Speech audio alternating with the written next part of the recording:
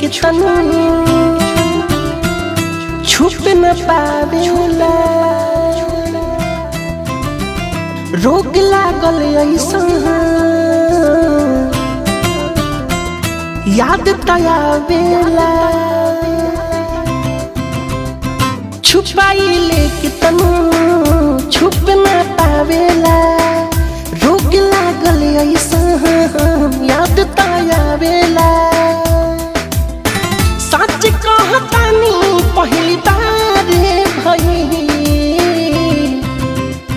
कि जब से प्यार भई मिठुआ तोहार भई कि जब से प्यार भई मिठुआ तोहार भई।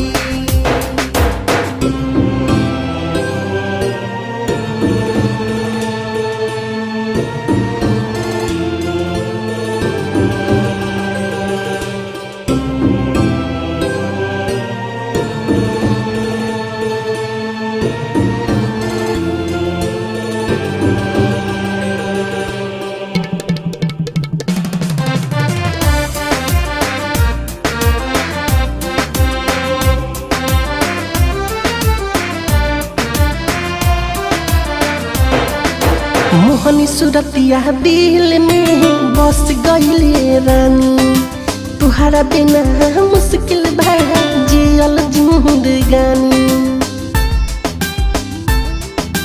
हाँ हाँ हाँ हाँ हाँ हाँ दिल रहे बेचैन जब से मिली है निगाहे जाने मारे लागोरी कातिल तुहर याद आए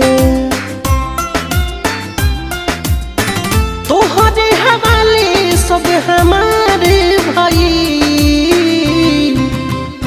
कि जब से प्यार भाई मिठुआ तोहार भाई कि जब से प्यार भाई मिठुआ तोहार भाई।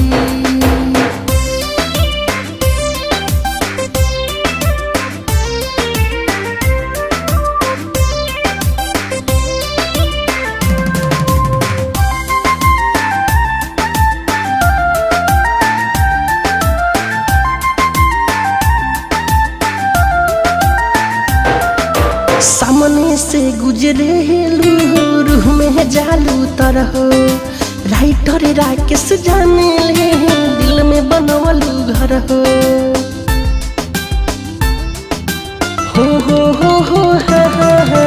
तोहरे से जुड़ गई हमारो प्रेम कहानी डाल के से नूर मंगिया में तोहके बनाई रानी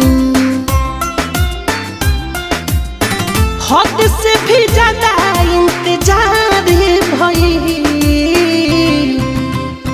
कि जब से प्यार भई मिठुआ तोहार भई कि जब से प्यार भई मिठुआ तोहार भई।